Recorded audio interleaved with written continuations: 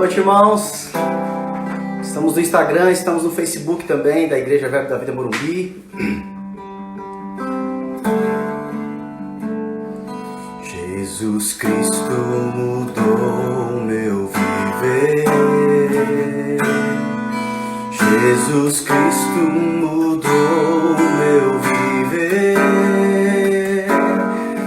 É a luz que ilumina o meu ser.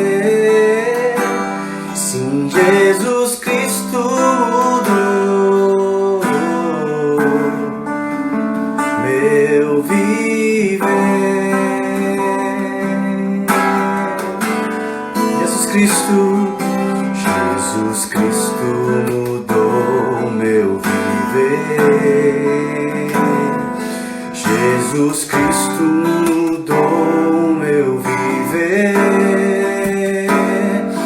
É a luz que ilumina o meu ser. Sim, Jesus Cristo mudou meu viver. Quantos nasceram de novo aí? Você pode dizer: diferente hoje é o meu coração. Diferente hoje é o meu coração. Diferente hoje é o meu coração. Cristo deu-me paz e perdão. Sim, diferente hoje é o meu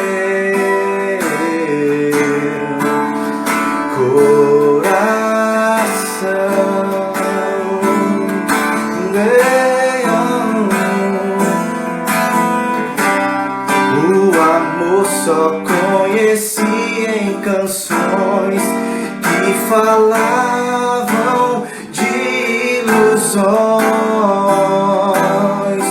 Tudo agora é diferente. Cristo fala com a gente, pois Cristo deu no seu amor. O amor só conheci em canções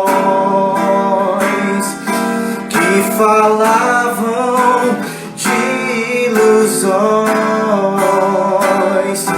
Tudo agora é diferente.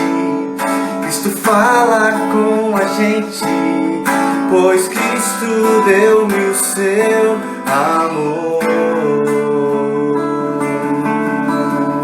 Diferente hoje é o meu. Diferente hoje é o meu coração. Diferente hoje é o meu coração. Cristo deu-me paz e perdão. Sim, diferente hoje é o meu coração.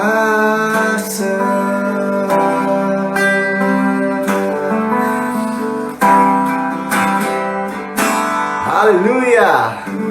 Glória a Deus! E assim, se alguém está em Cristo, uma nova criatura é, as coisas velhas se passaram, eis que tudo se fez novo. Deus é bom, graça e paz a todos.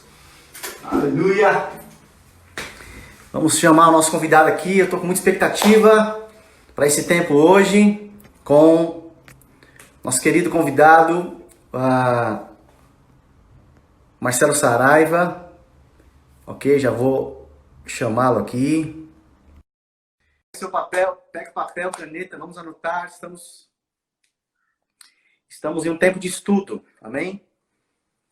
Glória a Deus. Estamos estudando sobre doutrinas básicas, baseado em Hebreus capítulo 6. Falamos ontem sobre fé em Deus.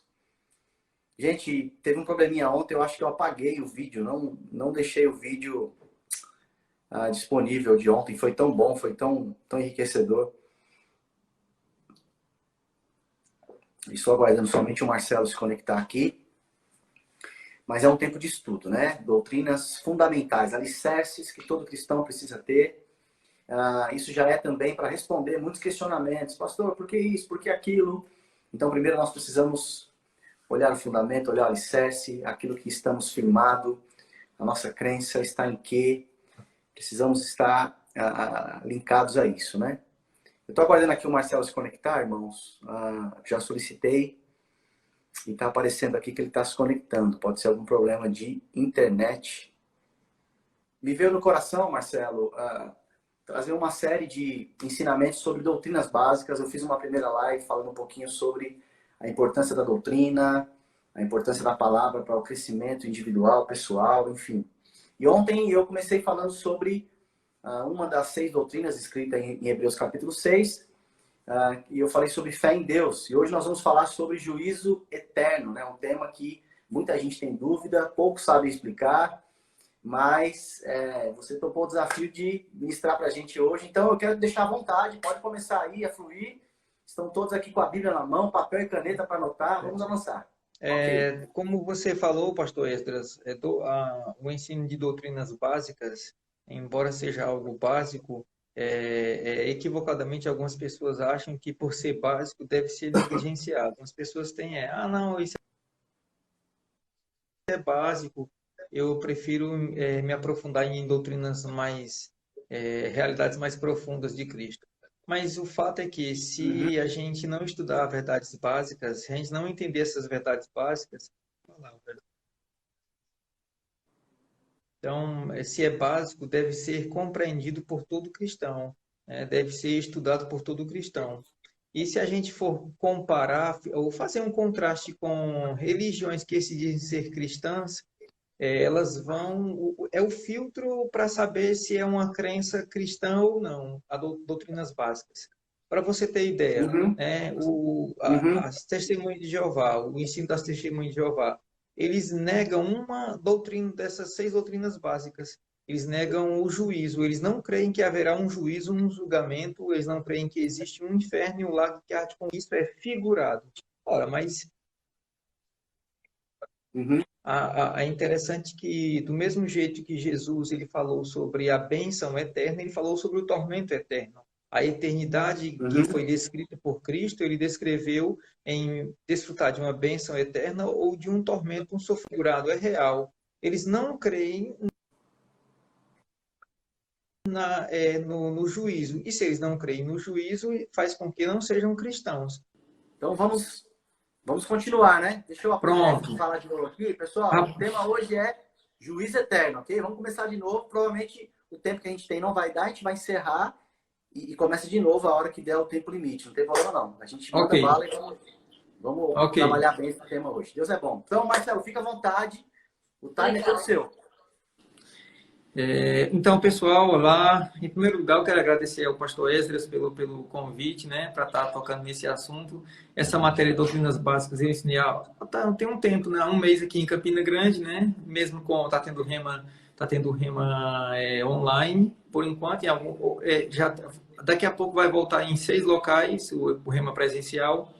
E o que eu estava falando, essas doutrinas básicas, assim, algumas pessoas acham que pelo fato de ter esse nome, essa classificação, doutrinas básicas, algo que não é necessário, não é de fundamental importância, porque algumas pessoas pensam, eu quero me aprofundar em verdades mais espirituais, algumas verdades mais profundas, e aí acham que o que é básico não deve ser negligenciado. Só que é o contrário, né? Se é básico, deve ser entendido por todos. Quando o escritor aos Hebreus fala pondo de parte os ensinos elementares, ele não está falando para abandonarmos.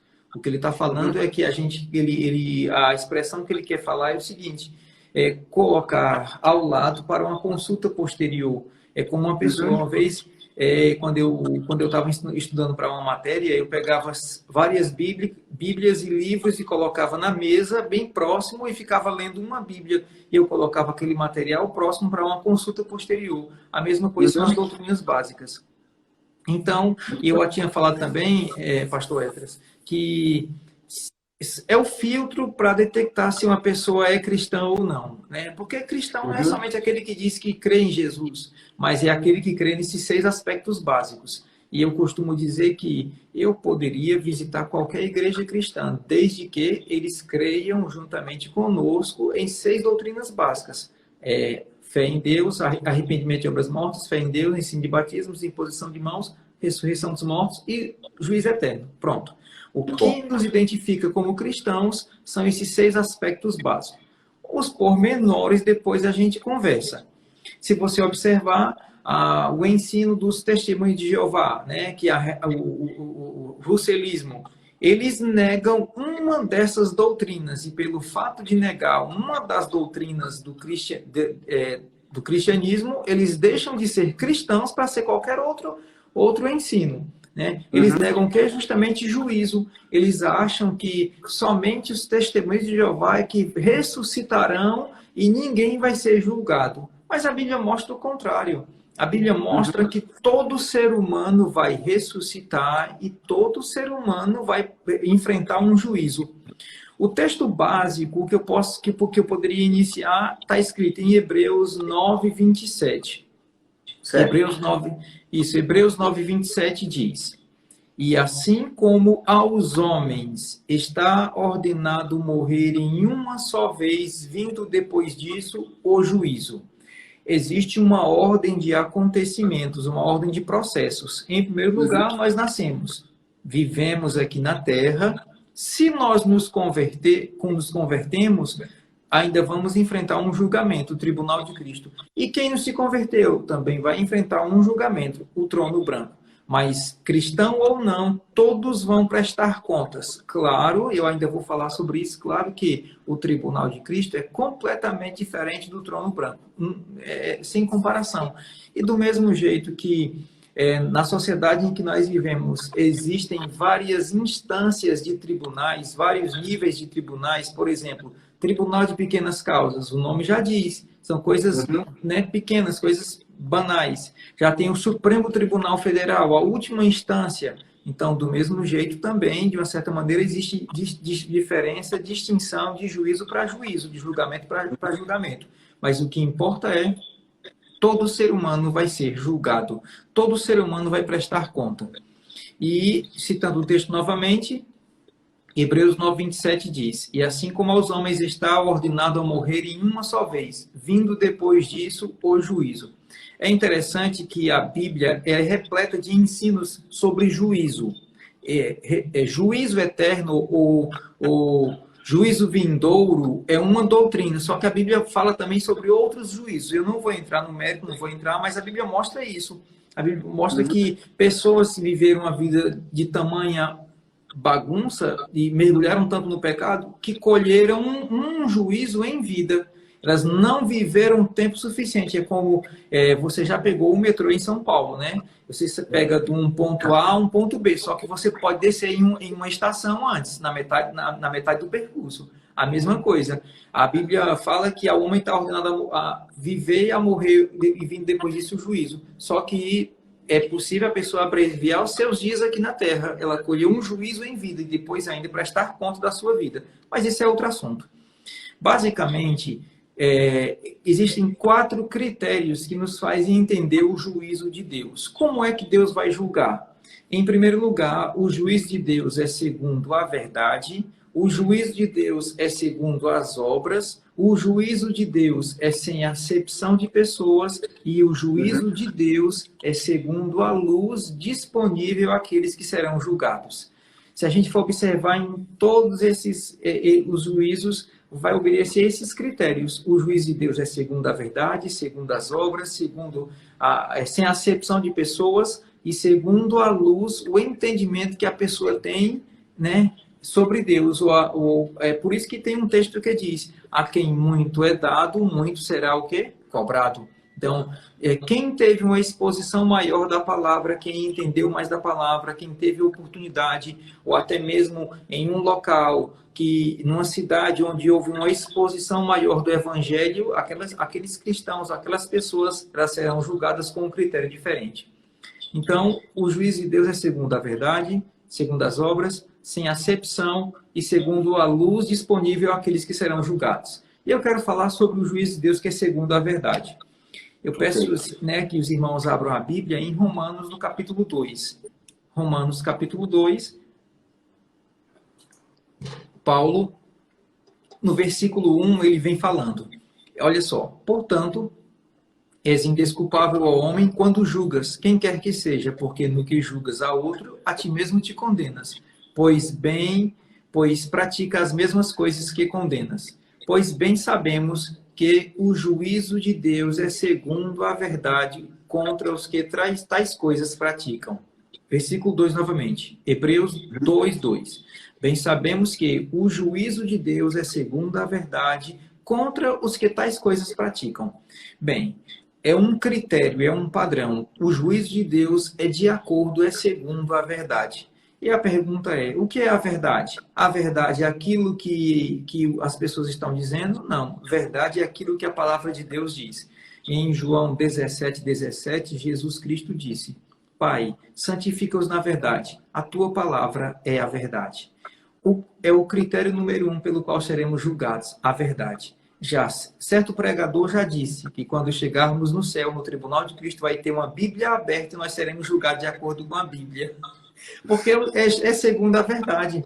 E é interessante que quando Deus, no tribunal de Cristo, ou Cristo no tribunal for recompensar os cristãos, o pastor Esdras vai ser julgado com um critério. Eu serei julgado com outro critério. Uma outra pessoa vai ser julgada com outro critério? Não. Todos os cristãos ou todas as pessoas serão julgadas pelo mesmo critério. É segundo a verdade. A Bíblia é o parâmetro pelo qual Deus vai julgar a vida de cada pessoa e não vai mudar. Não tem mudança.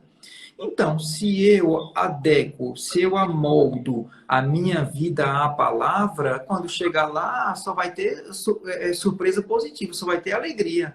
Se eu sou a pessoa da palavra, se eu ando em obediência à palavra, se eu cumpro a palavra, ora, se eu me esforço para praticar a palavra, é segundo a palavra que eu serei julgado. Haverá um juízo de acordo com a palavra, de acordo com a verdade. Esse é o primeiro critério.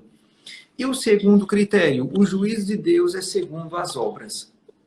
No próprio capítulo 2 de Romanos, Paulo vem falando sobre isso, a partir do versículo 5. Olha só. Mas, segundo a tua dureza e coração impenitente, acumulas contra ti mesmo ira para o dia da ira e da revelação do justo juízo de Deus. É interessante que o pecado é um depósito que a pessoa faz na sua conta. Do mesmo jeito que o depósito, naturalmente falando, você deposita em sua conta e você é beneficiado, a desobediência é um depósito na minha conta, a obediência é um depósito também na minha conta. Aquilo que eu deposito um dia vai chegar. Né? Segundo a tua dureza de coração, impenitente, verso 5 novamente de Romanos 2, acumulas contra ti mesmo ira, para o dia da ira e da revelação do justo juiz de Deus, que retribuirá, que recompensará a cada um segundo as suas obras. Então, Deus vai recompensar, Deus vai dar a cada um segundo as suas obras. Do mesmo jeito que nós passamos um mês inteiro trabalhando, ou um período trabalhando, e depois ficamos com a expectativa de receber a justa paga daquilo que nós fizemos, e espiritualmente também. A Bíblia diz que Deus vai retribuir a cada um segundo as suas obras. E quando a Bíblia fala segundo as suas obras, a Bíblia não exclui a intenção do coração. A Bíblia não tira isso. Eu vou daqui a pouco mostrar um texto, mas eu quero só abrir outra passagem. 1 Pedro capítulo 1. Primeira Epístola de Pedro, capítulo 1, versículo 17. O texto diz, Ora, se invocais como Pai aquele que, sem acepção de pessoas, julga segundo as obras de cada um, portai-vos com temor durante o tempo da vossa peregrinação. Julga segundo as obras de cada um. E o outro texto é Apocalipse, capítulo 20. E se a gente percorrer a Bíblia, o Novo Testamento especificamente, vamos encontrar inúmeras outras passagens mostrando que o juízo de Deus é segundo as obras. Deus vai julgar a obra de cada um. Apocalipse 20, 12. Olha só. Vi também os mortos, os grandes e os pequenos, postos em pé diante do trono. Então se abriram livros, ainda outro livro, o livro da vida, foi aberto, e os mortos foram julgados segundo as suas obras, conforme o que se achava escrito nos livros, segundo as suas obras. Então, o juízo de Deus é segundo a verdade, a Bíblia é a verdade, o juízo de Deus é segundo as obras, e, como eu havia dito, quando a Bíblia diz segundo as obras, a Bíblia não exclui a intenção do coração. Porque tudo quanto fazemos, em primeiro lugar, está no coração. A origem é o coração, do coração. E olha só o texto de Romanos, capítulo 2, versículo 14. Romanos 2,14. Dá tempo para alguns irmãos voltarem para lá. Romanos 2,14 diz: quando, pois, os gentios que não têm lei procedem por natureza de conformidade com a lei, não tendo lei, servem eles de lei para si mesmos. Estes mostram a norma da lei gravada no coração, testemunhando-lhes também a consciência e os seus pensamentos, mutuamente acusando-os ou defendendo-se, no dia em que Deus, por meio de Cristo Jesus, julgar os segredos dos homens de conformidade com o meu evangelho. Peraí, quer dizer então que os segredos dos homens serão julgados também? Aquilo que estava oculto, né, guardado, ocultado no coração das pessoas também serão julgadas? Com certeza. Os segredos dos homens também serão julgados.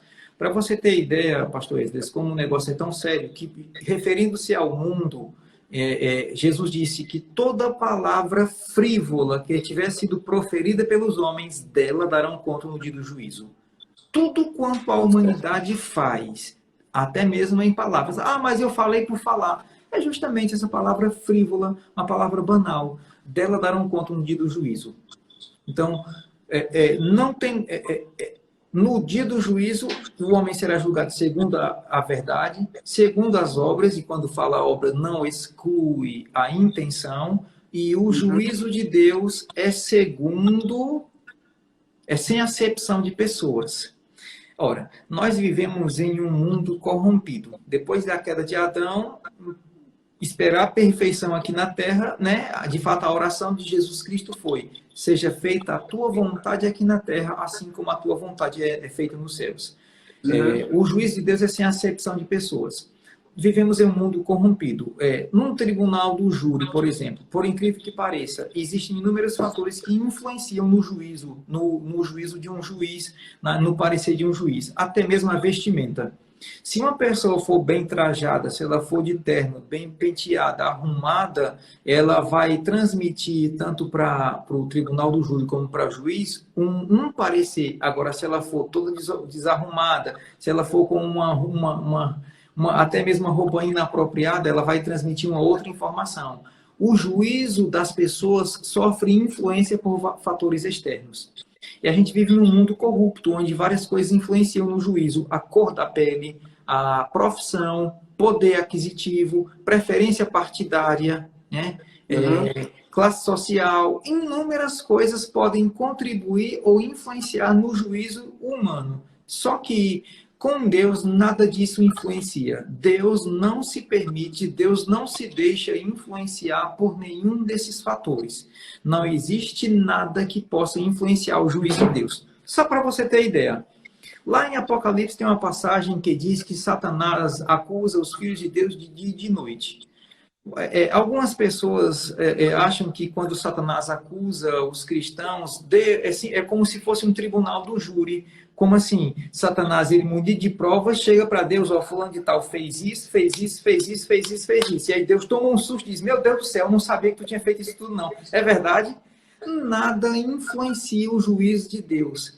Quando a Bíblia diz que Satanás acusa, não significa dizer que Deus vai ser influenciado em julgar. Não.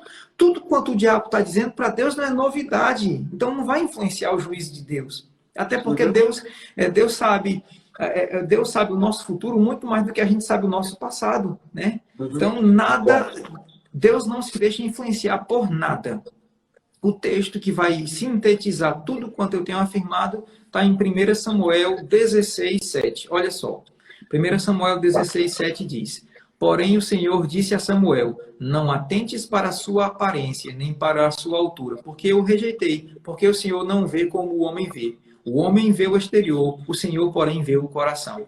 Então, o juiz de Deus nada influencia, nenhum aspecto externo, nem nada vai influenciar o juiz de Deus. Então, não corre a mínima possibilidade, o mínimo risco de haver uma injustiça da parte de Deus. Pelo contrário, a Bíblia diz que ele é o justo juiz, ele é um juiz justo, né? Então, o juiz de Deus é segundo a verdade, o juízo de Deus é segundo as obras, o juízo de Deus é sem acepção de pessoas, e o juízo de Deus é de acordo com o conhecimento, com a luz que eu tenho sobre Deus. É de acordo com a luz disponível àqueles que serão julgados. Romanos capítulo 12 ainda. Perdão, capítulo 2. Romanos capítulo 2, isso. Ok. Romanos capítulo 2. Versículo 12. Olha só o que Paulo fala. Assim, pois, todos os que pecaram sem lei, também sem lei perecerão. E todos os que com a lei pecaram, mediante a lei, serão julgados. Está falando sobre critérios, né? E segundo o juiz de Deus é segundo a luz daqueles que serão julgados. Tem outra passagem que deixa mais claro. É Mateus capítulo 11. Mateus 11, versículo 20. A Bíblia diz: passou então Jesus a increpar, outra versão diz, a lançar em rosto as cidades nas quais ele operara numerosos milagres pelo fato de não terem se arrependido. E aí ele diz no verso 21, Mateus 11, 21 agora. Ai de ti, Corazim, ai de ti, Betsaida. Por quê? Porque se em Tiro e Sidom se tivessem operado os milagres que em vós se fizeram, há muito eles teriam se arrependido com pano de saco e cinza. Contudo vos digo que no dia do juízo haverá menos rigor para Tiro e Sidom do que para vós outros. Menos rigor. Então, Tiro e Sidom vai ser Betsaida e Corazim e Sidom serão julgados com um critério maior do que aquelas outras cidades. E tu, Cafarnaum, elevar-te-á porventura ao céu, verso 23, descerá até o inferno, porque se em Sodoma se tivesse operado os milagres que em ti se fizeram, teria ela permanecido até o dia de hoje. Digo-vos, porém, que menos rigor haverá no dia do juízo para com a terra de Sodoma do que para com vós outros. Menos rigor. Uau. Então, se a gente for ver, esses locais onde Jesus está falando, houve uma grande operação de milagres, uma grande intervenção de Deus, uma grande manifestação de Deus através de milagres. Deus se manifestou poderosamente, abundantemente, muitas vezes de forma miraculosa naquele local, mas o povo tinha um coração duro. Enquanto que em outros locais receberam um juízo colheram um juízo e não teve tamanha manifestação. Haverá menos ou mais rigor. Então, quanto maior o conhecimento, a exposição, quanto maior... Vou dar um exemplo bem simples. Você concorda comigo que existem países onde a pregação do evangelho não é tão difundida como no Brasil? A China, por exemplo. Não é verdade? A China. Então, assim, e até mesmo se a gente comparar de cidade para cidade, a gente pode dizer, por exemplo, BH e São Paulo são cidades que estão sendo inundadas pelo evangelho. Porque existe a propagação do evangelho, TVs, canais de TVs, programas, igrejas, inúmeras coisas. Então, houve uma exposição, uma propagação do evangelho muito mais do que até mesmo em outras cidades aqui do interior, do Nordeste ou de outras cidades do Brasil. Então, o juiz de Deus é segundo a luz disponível àqueles que serão julgados. A quem muito é dado, muito será julgado. É por isso que Pedro fala que nós, os ministros, receberemos o mais severo juízo. Claro, os ministros, eles têm uma exposição maior da revelação de Deus, da operação dos dons, do poder, e de uma certa maneira, eles só tocam no povo porque primeiro são tocados, de uma certa maneira. A graça primeiro chega em tua vida para você transmitir para as pessoas. Há uma capacitação chega em tua vida, você primeiro desfruta disso e depois transmite para as pessoas, para o rebanho. Então, a quem muito é dado, muito será cobrado. Pronto. Basicamente, o juiz de Deus ele vai obedecer esses 4 critérios. E vamos repetir os 4 aí? Eu vou repetir. Pronto, vou repetir. O juiz de Deus é segundo a verdade. Se cada irmão pegar a Bíblia e levantar, pronto, o juiz de Deus é segundo esse parâmetro, a verdade. A Bíblia. É por isso, Jesus Cristo ele foi o homem que andou na palavra. Então, pronto, né? se eu ou você ou qualquer cristão andarmos na palavra, é sucesso na certa. O juiz de Deus é segundo a verdade, o juiz de Deus é segundo as obras. Claro que quando eu falo obras, e está incluído o coração, porque algumas pessoas fazem coisas erradas e ainda dizem, não, mas Deus conhece o meu coração. Deus conhece o seu coração, que sabe que está com intenção errada, com intento errado e tem que se arrepender, né? Sim. O juiz de Deus é segundo a verdade, segundo as obras, sem acepção de pessoas, nada vai influenciar. Vamos dar um exemplo bem simples. Pegar um ministro do Supremo Tribunal. Se aqueles ministros do Supremo Tribunal não confessarem a Cristo como Senhor e Salvador, a Bíblia diz que quem crê será salvo. Quem não crê já está condenado. Eles vão comparecer não ao tribunal de Cristo, mas ao trono branco. Certo? Aí, né, claro que não vai acontecer isso, mas ele pode alegar, não, mas eu sou um juiz do Supremo Tribunal. Isso não vai influenciar o juiz de Deus em nada. O juiz de Deus é sem acepção de pessoas. Nada vai influenciar o juiz de Deus. E, por último, o juiz de Deus é segundo a luz disponível àqueles que serão julgados. Uhum. Você, pastor, já ouviu aquela expressão? Então eu não quero nem saber. Se eu vou ser cobrado, eu não quero nem saber. Você já ouviu essa expressão? Já. Eu estou anotando aqui. Né? Algumas pessoas querem se esquivar, né? Que é um erro, né? É um erro. Então, antes de eu entrar nos outros juízos, eu quero começar pelo tribunal de Cristo, porque Pedro disse que o juízo começa pela casa de Deus. O primeiro a ser julgado será a igreja, porque logo quando formos arrebatados, o tribunal de Cristo acontecerá logo após o arrebatamento da igreja. Assim que a igreja for arrebatada, vai ter o tribunal de Cristo. Olha só, 1 Pedro capítulo 4. Muito bom. Anotem aí, irmãos. Aprendam, hein? 1 Pedro capítulo 4 diz, versículo 17, porque a ocasião de começar o juízo pela casa de Deus é chegada. Ora, se primeiro vem por nós, qual será o fim daqueles que não obedecem ao evangelho de Deus? E se com dificuldade que o justo é salvo, onde vai comparecer o ímpio? Sim, o pecador. Então, o julgamento começa pela casa de Deus, pela igreja. Porque logo quando Cristo arrebatar a igreja, quando nos encontrarmos lá nos ares com Cristo, vai ter o quê? O tribunal de Cristo. O tribunal de Cristo. Isso. Então, após o arrebatamento da igreja, algo vai estar acontecendo aqui embaixo, mas lá em cima... vai ter o tribunal de Cristo. É o que é chamado de o tribunal de Cristo. É o tribunal de Cristo. A palavra tribunal de Cristo, no grego, é bema, é uma plataforma. Por exemplo, na igreja não tem a plataforma, não tem um púlpito que fica em cima da plataforma, é um local de destaque. Se a gente for ver nas Olimpíadas, a recompensa do atleta era em cima de uma plataforma e era notório e visto por todo mundo. Quando eles recebiam aquela coroazinha de louro, né? Antigamente. Então, o tribunal de Cristo vai ser algo notório, vai ser uma plataforma elevada. E salientando o seguinte, no tribunal de Cristo, o que vai ser julgado não é a salvação de ninguém, porque todo crente está salvo. Se ele subiu, é porque está salvo. O que vai ser questionado não é a salvação. Quem não está lá, porque alguma coisa vai acontecer. Quem está lá, meu amigo, quem subir, subiu. Né? Quem subir, subiu. Se bem que ainda vai ter ainda outra salvação. Isso está na ressurreição. A gente está vendo juízo. Eu não falei sobre isso, né? O ensino de ressurreição e juízo são interdependentes. Como assim? Existe uma ligação clara de um para com o outro. Por exemplo, arrependimento de obras mortas não tem uma ligação com imposição de mãos. Qual a ligação? Nenhuma, mas são doutrinas básicas. Agora, ressurreição e juízo são interdependentes. Por quê? Só pode acontecer um juízo se primeiro acontecer uma ressurreição.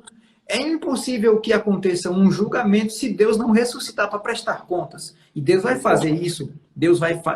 Todos irão ressuscitar. É interessante que Jesus Cristo fala sobre a ressurreição do juiz e a ressurreição para a vida. São ressurreições distintas em tempos distintos. Serão a mesma coisa os juízos, as recompensas, né? Os juízes serão em momentos distintos. Cristo, ele morreu e ressuscitou. A Bíblia diz que ele é a primícia dos que dormem, né? Dos que morrem. Cristo foi o primeiro, morreu e ressuscitou. Ok. Depois a igreja vai ressuscitar e vai prestar conta. E aí no tribunal de Cristo. Romanos capítulo 14, versículo 10. Romanos 14, 10. Eu sei que você vai dar um corte e depois a gente vai continuar, não é isso, pastor? Isso, eu aviso quando faltar 2 minutos, aí eu aviso que a gente vai cortar. Nós vamos encerrar, pessoal, por conta desse imprevisto que a gente teve no início, principalmente, e a gente vai continuar, até porque eu quero abrir para perguntas, né? Sim. A gente pode abrir para algumas perguntas. Então, fica aí, vai ser um tempo precioso. Já está sendo, eu tô anotando tudo aqui. Vamos lá. Sim.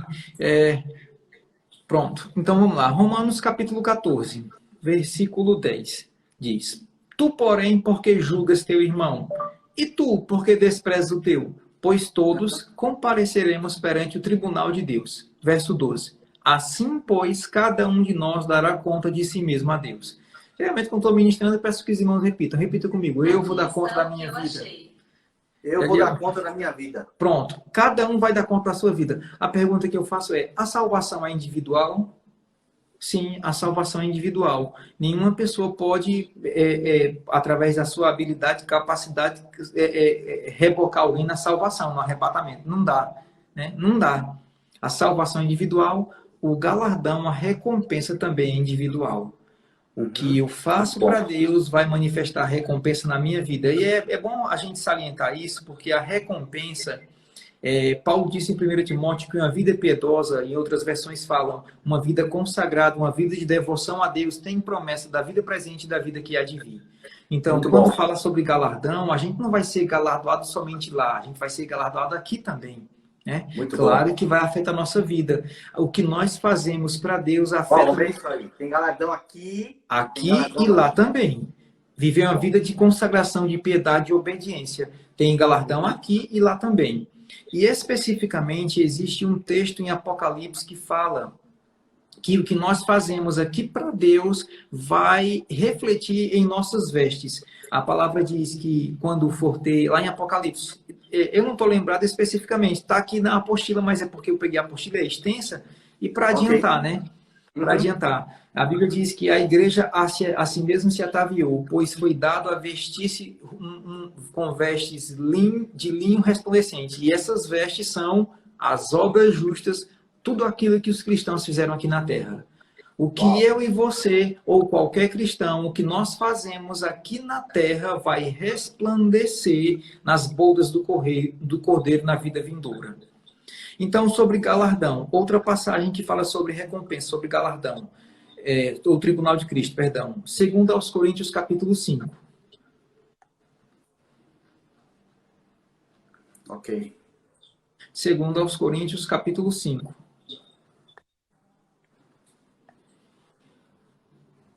Pronto, vamos lá. 2 aos Coríntios, capítulo 5, versículo 10 diz: Porque importa que todos nós, quando a Bíblia se refere a todos nós, está se referindo à família de Deus, a todos os cristãos, a todos aqueles que professam a fé em Cristo. Né? Sabemos que quando Cristo arrebatar a igreja, os que morreram em Cristo serão vivificados, receberão um corpo incorruptível, nosso corpo que é de carne, que é terreno, que é mortal, será também revestido de imortalidade, de incorruptibilidade, e nos encontraremos com ele nos ares. Pronto. Porque importa que todos nós, a igreja, os cristãos, compareçamos perante o tribunal de Cristo. É interessante que em Romanos fala o tribunal de Deus, e aqui fala o tribunal de Cristo. Mas é a mesma coisa, para que cada um receba segundo o bem ou o mal de acordo por meio do seu corpo. Bem ou mal que tiver feito por meio do seu corpo. Se a pessoa fez o bem, vai ser recompensada. E se fez o mal, Deus não tem como recompensar o mal. Geralmente, e quando eu toco no Tribunal de Cristo, eu ilustro da seguinte forma. Teve uma vez que eu estava aqui em Campina Grande, em um evento, na verdade não era Campina Grande, era uma outra cidade no Nordeste, mas era uma conferência de ministros. E na época a gente ficava acampado lá, na conferência de ministros, era um hotel, amanhecia, tu ia tomar café, eu estava na fila para tomar café, conversando com uns irmãos, aí já tinha um senhor conversando com outra pessoa, e esse senhor, um cristão, da velha guarda do cristianismo, 1900 e bolinha, ele estava indignado porque os jovens de hoje não querem mais consagrar a vida a Cristo, não querem mais servir na igreja local. E estava indignado e estava resmungando algumas coisas. E aí nos aproximamos desse senhor, desse irmão. De repente ele viu um irmão passando e disse: você mesmo. Esse irmão, vamos supor, vai chegar no céu e Jesus Cristo vai perguntar: e rapaz, o que foi que você fez para mim? O que foi que você fez por mim, pela igreja, por mim? Aí, segundo o que ele disse, né? Não, eu não vou fazer muita coisa, eu não fiz muita coisa, eu não ajudei muito. Como é que é? Você não ajudou muito? Você não serve para estar aqui não, desce. Volta! Volta. Vai para a tribulação. Às vezes, Esdras, a gente assiste algum programa em que a pessoa faz uma performance, pula, dança, subia, dá cambalhota, faz aquilo, e os jurados ficam, diante dele, fica um botão vermelho para reprovar aquela pessoa, né? E fica aquela tensão, se aperta ou não aperta, e a pessoa suando frio, fazendo todo aquele malabarismo, e o jurado próximo de apertar o botão e reprovar.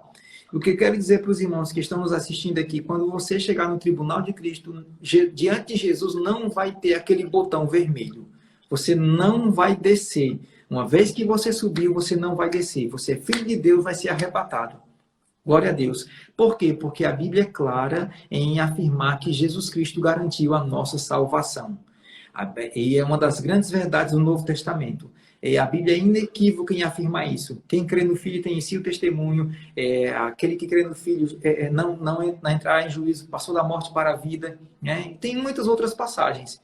Então, Jesus Cristo garantiu a tua salvação. Isso a Bíblia afirma em várias passagens. Pronto. Okay. Pronto, tá ótimo, né?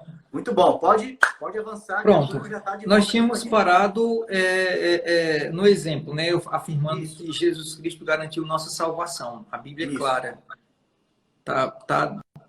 E a partir do momento que você está no céu, não é como aquele pregador que disse, né? Se você não fez, vai voltar. Não, você está lá, já está salvo, mas haverá um julgamento segundo as suas obras. Isso demonstra também que haverá recompensas no céu, enfim. Tá. Eu acho que você vai tocar nesse ponto aí também, né? Isso, a partir do momento em que a pessoa nasceu de novo, é salvo. Cristo arrebatou a igreja, está lá no céu. Pronto. Uma vez que está lá, não desce, não tem como descer. A Bíblia é clara em afirmar que Jesus garantiu a nossa salvação. Mas é interessante que a mesma Bíblia que afirma que Jesus garantiu a nossa salvação, e a Bíblia afirma que Jesus não garantiu o nosso galardão. Por quê? Porque quem vai garantir é cada um. Muito bom isso aí. Cristo vai recompensar segundo tivermos feito o bem ou o mal. Eu quero ler novamente segundo aos Coríntios 5:10. Porque importa que todos nós compareçamos perante o tribunal de Cristo, para que cada um receba segundo o bem ou o mal que tiver feito por meio do corpo. Então, se uma pessoa passou a vida inteira aqui servindo a Cristo, ela vai ser recompensada, ela vai ser galardoada. Né? Agora, se uma pessoa passou a vida inteira sem produzir fruto, sem frutificar, sem servir na igreja local, qual o galardão dela? Ora, Deus não pode recompensar uma pessoa, não pode galardoar uma pessoa que não serviu, uma pessoa que não frutificou no reino de Deus. Né? Eu costumo dizer o seguinte, quando eu falo sobre motivação, a Bíblia fala que quem tem a motivação errada não vai ser galardoado. Mas aquele que tem a motivação certa e não faz nada na igreja também não vai ser galardoado. Então, de que adianta a pessoa ter a motivação certa se ela não está fazendo nada, enquanto que a motivação errada está fazendo alguma coisa? A melhor coisa é ter a motivação correta e eu posso estar com a motivação e servir na igreja local. Tá travando aqui também, viu, Esdras? Voltou a travar. Pode continuar, estou te ouvindo bem. O pessoal tá ouvindo bem, Marcelo, aí? Pode dar um ok? Como? Pessoal, dá um feedback aí se vocês estão me ouvindo, se está travando.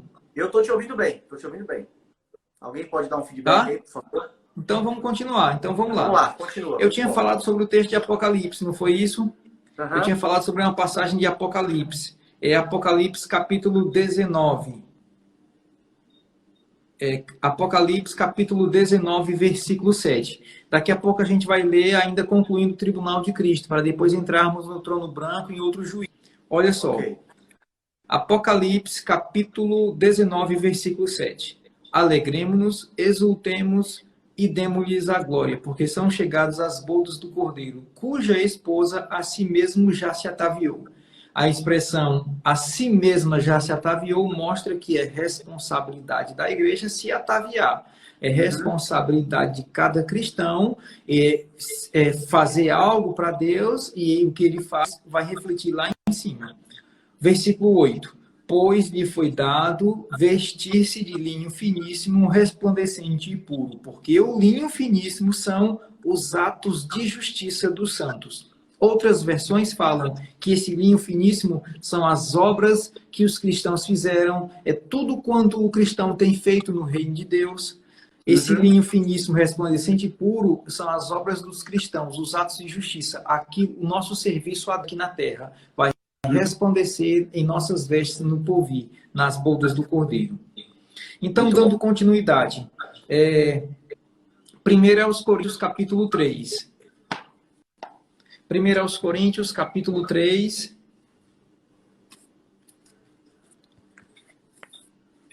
versículo 10.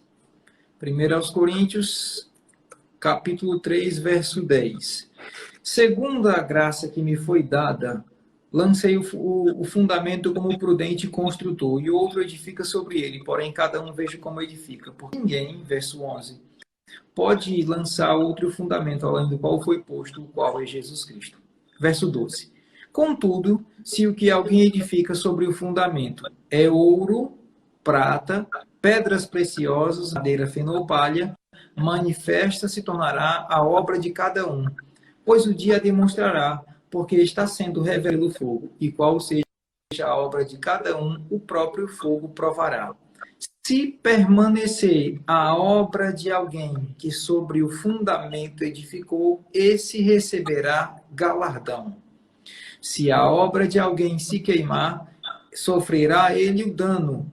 Versículo agora 15, 1 Coríntios, capítulo 3, versículo 15 agora. Eu ainda vou ler novamente.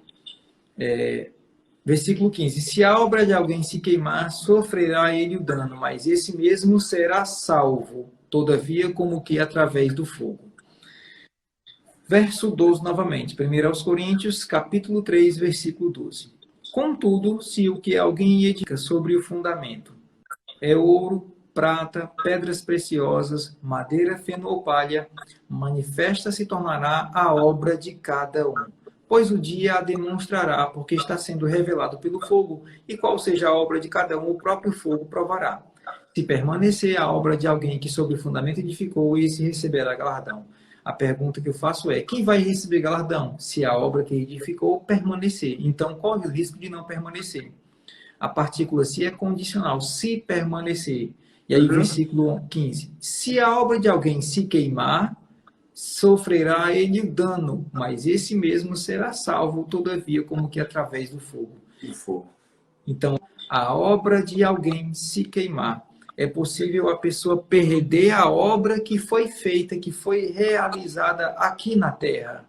Por quê? Porque existe qualidade naquilo que a gente faz, na intenção do nosso coração. Ouro, prata, pedra preciosa, madeira, feno ou palha. Do mesmo jeito que esses metais, essas pedras, esses materiais são de composições diferentes e cada um tem um valor específico, a mesma coisa para Deus também é aquilo que a gente faz.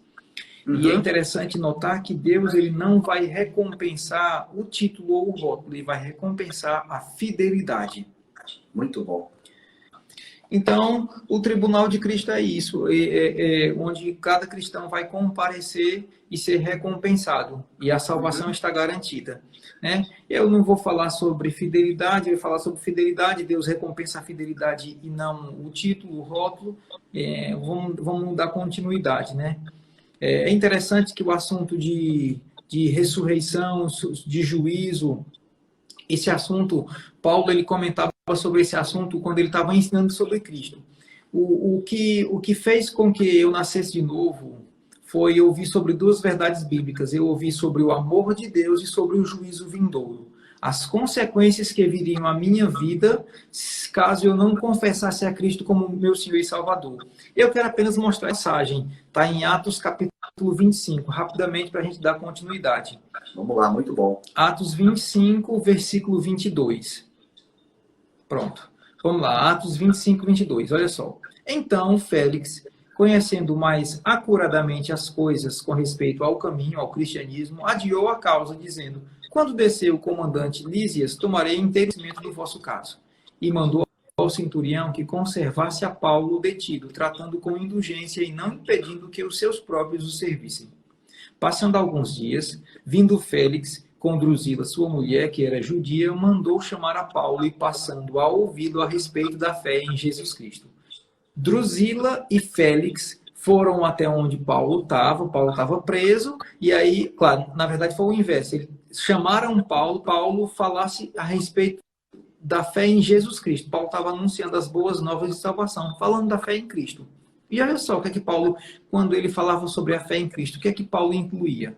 Dissertando ele, claro que Paulo, acerca da justiça, Marcelo, do domínio próprio e do juízo vindouro. Ficou Félix amedrontado e disse: por agora pode retirar-se, e quando tiver vaga, chamar-te-ei. Versículo 24 novamente. Passando alguns dias, vindo Félix com Drusila, sua mulher, que era judia, mandou chamar a Paulo e passando a ouvi-lo a respeito da fé em Jesus Cristo. Dissertando ele acerca da justiça, do domínio próprio e do juízo vindouro. Ficou Félix amedrontado e disse: por agora pode retirar-te, porque quando tiver vaga, chamar-te-ei. Quando Paulo ia anunciar a fé em Cristo, ele falava sobre juízo vindouro. É interessante isso, né? E, de fato, o que fez com que eu me convertesse foi ouvir sobre o amor de Deus, Deus enviando o seu Filho como um sacrifício pelos meus pecados, e quais as consequências, o juízo vindouro que viriam sobre a minha vida caso eu não confessasse a Cristo como Senhor e Salvador. E já falamos sobre o tribunal de Cristo. E agora a gente vai dar continuidade em outros juízos. E apenas para trazer uma distinção, a Bíblia diz em 1 Coríntios, capítulo 10, versículo 32, não vos torneis causa de tropeço, nem para judeus, nem para gentios, nem tampouco para a igreja de Deus. O juízo da igreja vai ser o tribunal de Cristo. Haverá juízo para os gentios, haverá juízo para os judeus, julgamento para os gentios, julgamento para os judeus. Né? Cada ser humano, todo ser humano que um dia viveu aqui na Terra, ele vai ser julgado, ele vai prestar contas. Vamos lá, juízo para os gentios. E vale salientar que uma pessoa, quando ela morre hoje, se ela não tem Jesus Cristo como Senhor e Salvador, ela já está no local de tormento. Tem um texto em Lucas, no Evangelho de Lucas, que fala sobre o rico e o Lázaro. Equivocadamente, algumas Bíblias têm um título em negrito e itálico, né? A parábola do rico e do Lázaro. Só que aquele texto não é uma parábola, porque se a gente for observar, todas as parábolas existe a omissão de nomes próprios. Por exemplo, um semeador saiu a semear. Como é o nome dele? Não importa, é figurado apenas. Aquele texto do rico e do Lázaro não é uma parábola, é o relato do mundo espiritual pós-morte, antes de Cristo disponibilizar a salvação. Porque em cada dispensação, Deus providenciou uma salvação. Em cada aliança e dispensação, Deus providenciou uma salvação. Aquelas pessoas que estavam no local de tormento eram pessoas que foram negligentes à salvação que Deus disponibilizou em cada dispensação. Aí tinha o seio de Abraão. O seio de Abraão era o local de tranquilidade, onde as pessoas da antiga aliança que eram obedientes a Deus eram guardadas. Havia um abismo e havia o local de tormento. E o local de tormento era onde as pessoas desobedientes estavam aprisionadas lá, já sendo atormentadas.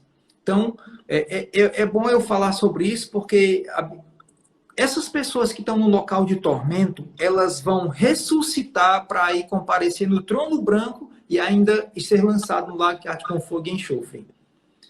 Né? Porque o inferno não é o local final do destino das pessoas. Não é.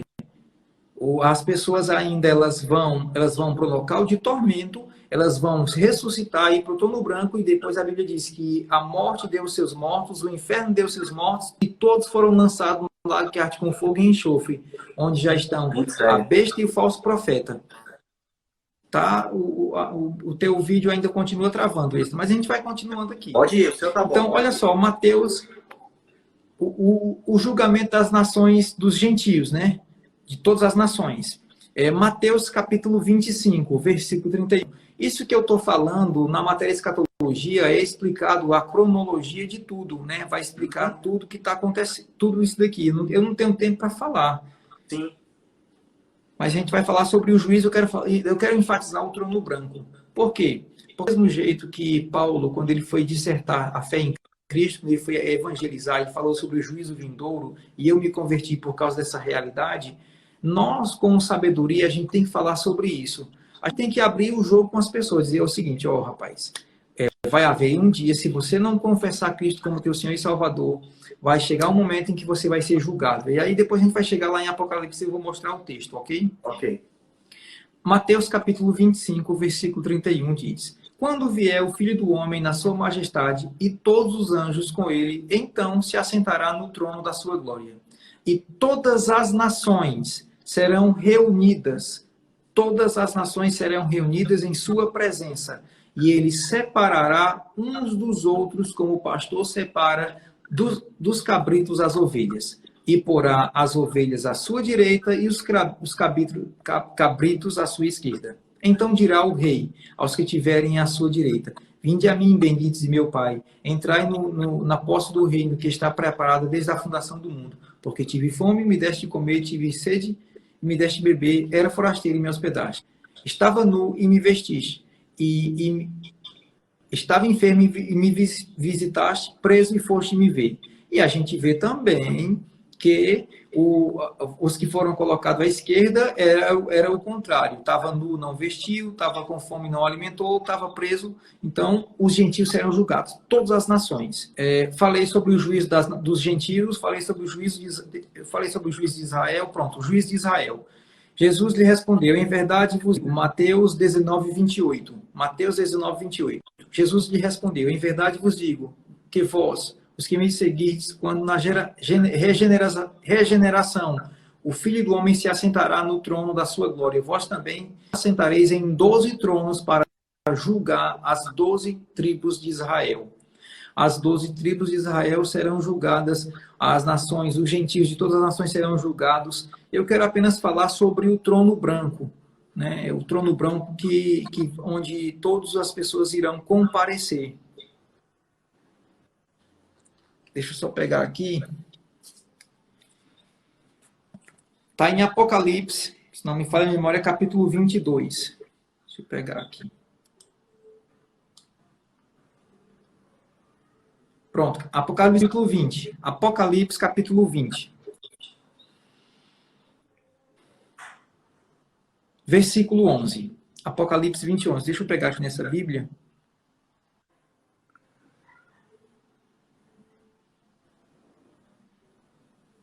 Pronto. Vi um grande trono e aquele que nele se assenta, de cuja presença fugiram a terra e o céu, e não se achou lugar para eles. Vi também os mortos, os grandes e pequenos, em pé diante do trono. Então se abriram livros. Ainda outro livro, o livro da vida foi aberto, e os mortos foram julgados segundo as suas obras, conforme o que se achava escrito nos livros. Deu o mar os mortos que nele estavam, a morte e o além entregaram os mortos que nele havia, e foram julgados um por um segundo as suas obras. Então, a morte e o inferno foram lançados para dentro do lago de fogo. Esta é a segunda morte, o lago de fogo. E se alguém não foi achado inscrito no livro da vida, este foi lançado para dentro do lago de fogo. Eu quero enfatizar a questão do que foram abertos livros. Vi um grande trono branco, verso 11, Apocalipse 20, 11, e aquele que nele se assenta, de cuja presença fugiram a terra e o céu, e não se achou lugar para eles. Vi também os mortos, os grandes e os pequenos. Quando a Bíblia diz grandes e pequenos, diz respeito a todo e qualquer ser humano. Imagina um bilionário. Hoje na Terra não tem nenhum trilionário, né? Existem bilionários. Riquíssimos, pessoas ricas e importantes, todos ricos e pequenos. Eu fiquei hoje impressionado. Eu estava indo no mercadinho e eu vi uma pessoa pedindo esmola a quem estava já pedindo esmola. Tinha uma mulher pedindo esmola e estava com duas sacolas, e uma pessoa que estava pedindo esmola foi pedir a um pedinte, para você ter ideia. Vi também grandes e pequenos, postos em pé diante do trono. Então se abriram livros. Ainda outro livro, o livro da vida foi aberto, e os mortos foram julgados segundo as suas obras, o que se achava escrito nos livros. O que acontece, pastor, é o seguinte, que tudo quanto um homem faz aqui na terra, se ele não tem Cristo, tudo quanto um homem faz aqui na terra é registrado. Existe um registro divino, um arquivo divino de tudo quanto uma pessoa aqui na terra.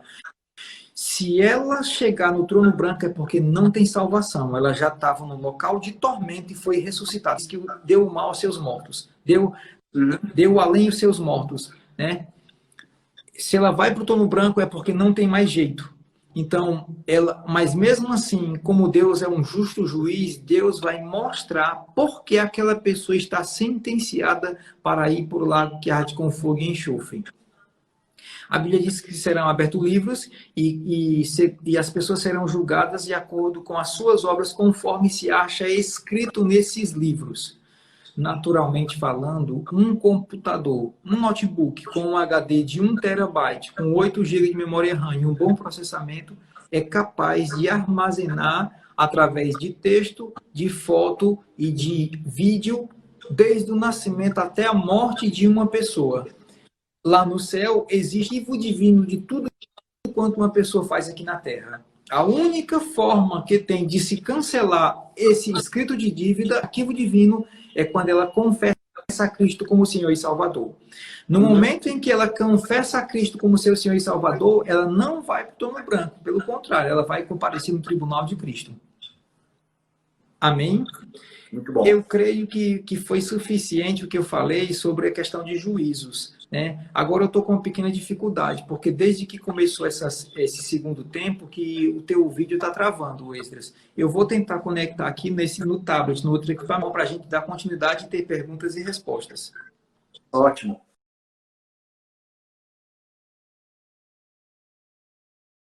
Olha só, literalmente os galardões, Jesus fala sobre ter autoridade sobre cidades, né? A Bíblia também fala sobre coroas.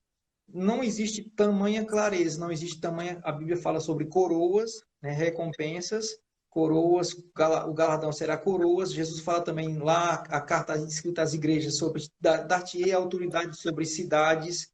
A Bíblia fala sobre isso, porque no reino milenar, Cristo vai reinar com a igreja aqui na terra. E nós, juntamente com Cristo, vamos reinar. Por quê? Porque ainda vai ter salvação. Quem é que vai estar salvo aqui? São as pessoas que, na verdade, são os judeus que estão aguardando, que vão clamar pelo Messias na grande tribulação.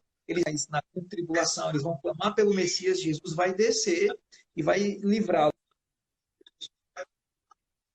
E aí depois vai ter um reino milenar. Satanás vai ser preso, vai ter um reino milenar. E quando houver esse reino milenar aqui, serão 1000 anos de uma perfeição. Lá em Isaías fala sobre isso, que a criança vai brincar vai afagar o leão, não vai acontecer nada, vai brincar com a serpente. Então, isso faz parte do galardão, o serviço a Cristo aqui na terra no seu reino. Que haverá uma administração aqui, de uma certa maneira. Cristo falou lá nas 7 cartas às igrejas em Apocalipse. A Bíblia também fala sobre coroas, né? Tem a coroa da justiça. Eu não estou lembrado de todas as coroas, mas são 4 coroas. Pois é, meus irmãos, Deus é bom. Gente, a gente falou um pouquinho hoje sobre juiz eterno, e foi um pouquinho chato, né? Porque desde o início, das lives que eu fiz até agora, foi a única que deu esse tipo de problema, né? Mas, enfim, desde o início a gente enfrentou problemas aí. Uma pena mesmo, porque esse assunto a gente queria abrir para perguntas, né? Nós estamos falando sobre doutrinas básicas, falamos ontem sobre fé em Deus, hoje juízo eterno. Próxima terça falaremos sobre ressurreição dos mortos. E esses 2 temas eu queria abrir para perguntas, né? Porque são temas que há muita dúvida, enfim. Então seria muito Muito interessante. Oh, aleluia! Aleluia! Tudo bom? Agora vai! Rapaz, é um prazer inoxidável, eu estar falando com você. Rapaz, eu tinha acabado de escrever assim, cara, meu sonho que às vezes me chamem aqui, alguma coisa, e deu certo, entrou agora já, ao vivo. Entrou, mas eu vou te Eu chamar tava... pra gente fazer uma só com você, viu? Ah, Você... meu amigo. Eu não sei se eu tô nesse nível de te convidar, sabe? Cara, eu tô não. chegando lá, entendeu? Mas o senhor sabe que eu tô acompanhando suas publicações, né? O senhor já me viu interagindo aí, Já vi, já vi. eu Ô, tô Rafa, a gente só teve uma aprendendo live aí. agora com o Marcelo Saraiva. Uma pena que, quando chegou no momento de perguntas... Marcelo, se foi Marcelo, eu concordo. Marcelo foi meu professor no discipulado. Olha Eu aí. era criança, eu tinha 7, 8 anos de idade. Marcelo tinha uns 22, 23. Ele já ensinava, pregava, profetizava. Olha, ô, louco. Então o cara é muito tempo mesmo, hein? Não, E ele Marcelo já falou... tá... A gente falou sobre juízo eterno, né? Vala-me Deus, eu entrei na live errada então, bicho. Aí Peraí. o Guto falou que às vezes as perguntas eram para passar tudo para você. E eu tenho Certo. uma pergunta, essa aí eu acho que você vai falar bem com a gente. Ele falou sobre galardão, né? Segundo as obras, né? Tanto para cristãos como para quem não é cristão. Se tratando de cristãos, né? Esse galardão segundo as nossas obras. Eu acho bacana falar sobre isso. Tem a ver com todo o contexto da nossa vida ou somente serviço que envolve envolvimento com a igreja, essas coisas. Enfim, você pode falar um pouquinho isso com a gente? Cara, eu acho que a questão principal, Esdras, é a gente entender o que é o nosso chamamento, né? Paulo fala sobre isso, sobre cumprir com alegria a carreira e o ministério que o Senhor tinha designado para a vida dele. Às vezes, eu acho que a gente setoriza demais. A gente coloca a vida da gente como vários segmentos, várias caixas, né? Quando Deus, na verdade, ele enxerga um todo. Qual o propósito de Deus, cara? O propósito de Deus para cada crente é Efésios capítulo 4. Ele quer manifestar Cristo na perfeita maturidade, né? No caráter, na essência. Aí você diz, mas eu não vou ter a mesma trajetória de Cristo. Cara, engano seu, a gente está aqui como corpo de Cristo para cumprir o ministério de Cristo, né? E aí, nessa sabedoria, o Espírito Santo ele vai concedendo inspiração para que a gente saiba o que nós vamos fazer no corpo. Mas eu acho, assim, no meu entendimento, né? A gente vai ser julgado... O irmão Reagan fala sobre isso, sobre as obras que foram feitas no amor e debaixo dessa consciência de manifestar Jesus, sabe?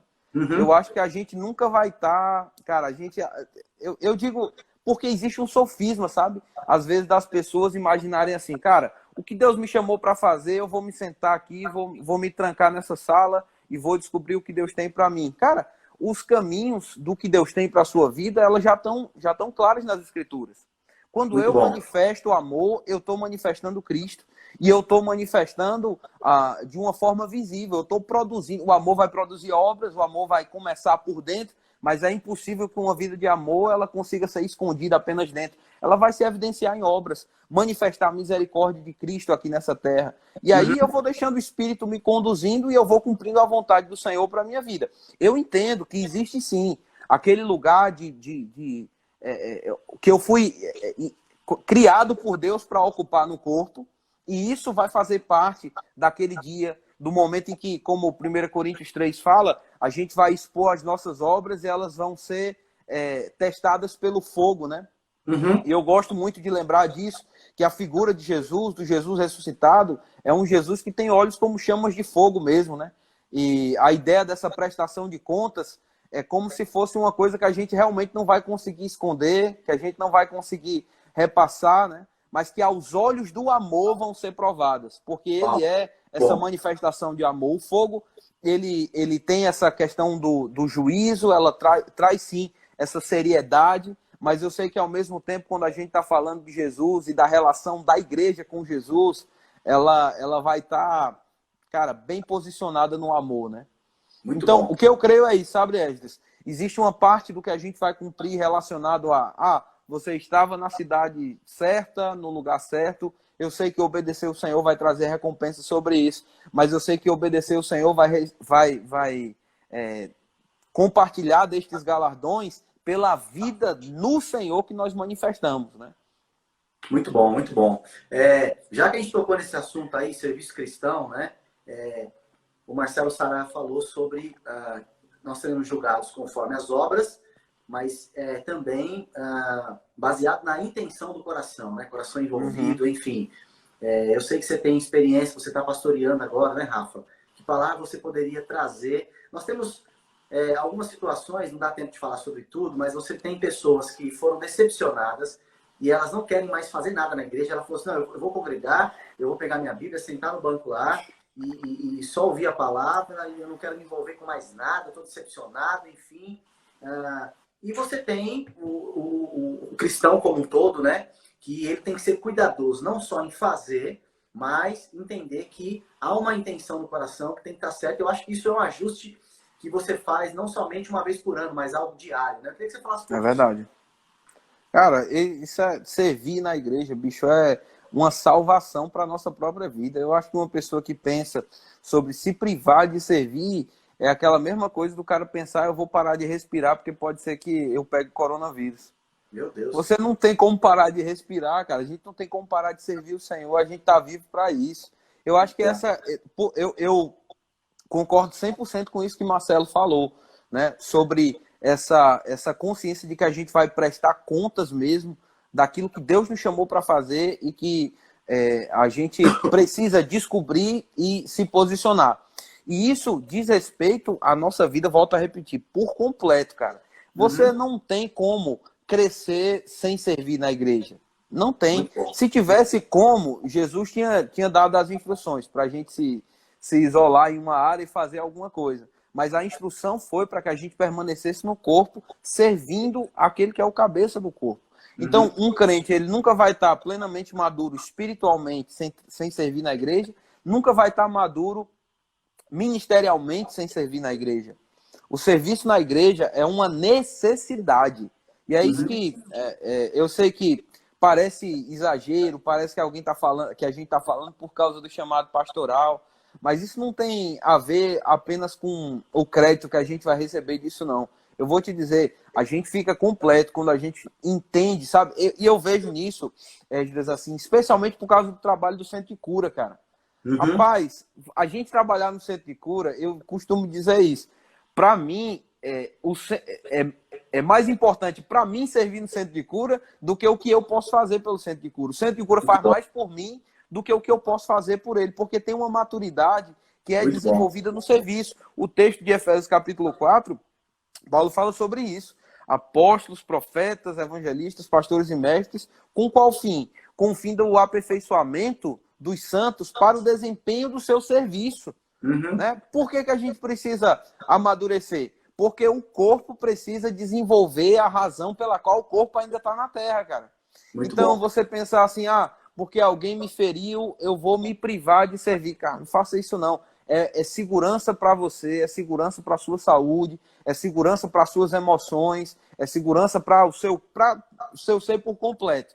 Está associado com pessoa. Cara, um dedo que se priva do corpo, ele está esquartejado, né? Ele não vai mais crescer, ele não vai mais produzir, e a gente precisa lembrar disso. Não se trata só do que eu posso fazer pelo corpo, não. É do que o corpo faz por mim, quando eu estou associado servindo. Muito bom, muito bom. Ô, Rafa, bom, gente, a gente pegou um pouquinho aí o tempo do Rafa, e nosso tempo está acabando, na verdade, né? Mas eu quero agradecer, né? Eu creio que a gente pode marcar uma outra live, né, com o Rafa. O Rafa, gente, é uma das preciosidades desse ministério. Todo mundo quer fazer live com ele, entendeu? Sei mãe. E realmente é uma bênção poder ouvir e receber da vida dele, né? Eu costumo dizer, Rafa, que tem tantos talentos, tanta habilidade, né, no nosso ministério. A gente tem sido tão abençoado nesse tempo, né, recebendo uns dos outros. Obrigado aí, viu, por aceitar. O senhor sabe que eu sou seu... O apóstolo, o senhor sabe que eu sou seu fã, né? E antes da gente terminar, nosso tempo está acabando, né? Eu quero agradecer o Marcelo Saraiva, ele deve estar nos assistindo. Obrigado, meu irmão. Tivemos um problema na transmissão, mas obrigado. Obrigado ao Rafa que entrou aqui. Muito bom mesmo. E mais uma vez eu digo, segunda-feira nós teremos uma parte 2 de uma live. Vou fazer junto com o Vavá, falando sobre Ministério de Música. A gente vai tocar, maravilhoso. vamos tocar uns pontos bem legais lá, viu, gente? Estou preparando aqui, vai ser muito bom. E com certeza, né, a gente teve um feedback muito bom da primeira que nós fizemos. E o nosso intuito é ajudar mesmo e passar um pouquinho de uma experiência que a gente tem aí de um bom tempo servindo na igreja, nesse ministério que é a música, né? Obrigado, então, Rafa. Eu sou seu fã, bicho. Pelo amor de Deus. O senhor tem como tocar uma guitarrinha, não, antes de terminar? Rapaz, bicho, tá aqui ela aqui, ó. Deixa ela do lado. Lá. Eu já deixo do lado aqui, que é pra não... Ó, aqui, ó. Cara, o ruim é que não dá pra tocar junto, né, bicho? No Instagram. Então, essa live que a gente tá fazendo para Ministério de Música, eu tô indo lá em Taubaté, a gente tá fazendo o estúdio do Vavá, justamente para tocar junto, né? Porque, enfim, mas... eu vou merecer ainda um dia tocar, fazer umas 2 notinhas. Gente, Rafael é músico, viu? Rapaz, aposentado. Você, gente. Pastor, professor, músico, compositor. Fala inglês, fala tudo, gente. Eu falo cearês. Cearês é a minha primeira língua, inclusive. Eu sou mais fluente em cearês do que português. Muito bom. Ô, Rafa, já que você entrou aqui, né, e a gente tem... Paulistano. Acho que mais uns 2 ou 3 minutos aqui. Certo. Cara, deixa uma palavra de fé aí para essa turma, irmãos do Verbo da Vida Morumbi e outros que estão nos acompanhando. Glória a Deus. Deixa uma palavra final para essa turma aí, por favor. Amém. Fundamento é Jesus, né? E a nossa prática desse fundamento, viver Jesus, pregar Jesus, agir como Jesus, vai nos permitir ficar inabaláveis mesmo, né? Não importa o que aconteça, a sua fé, ela vai te conduzir à vitória. E nós somos gratos mesmo por essa parceria, por essa conexão. Se Deus te plantou nessa igreja, não foi por acaso, meu irmão. Saiba que Deus não trabalha com coincidências, né? Ele conecta mesmo pessoas aqui para propósitos específicos. Você está debaixo de uma boa igreja, de uma boa liderança, e com certeza nesse lugar você vai florescer. Esse lugar é o lugar da tua prosperidade. Fica firme. Avança, Esdras. A gente ama vocês e estamos à disposição aí, viu? Um abraço. Um abraço a toda a família, gente. Obrigado ao Rabone Marcelo também aí, ó, que eu sentei na cadeira dele agora. Rabone Marcelo. Valeu. Um abraço, gente. Valeu, boa noite a todos. Deus é bom. Tchau, tchau.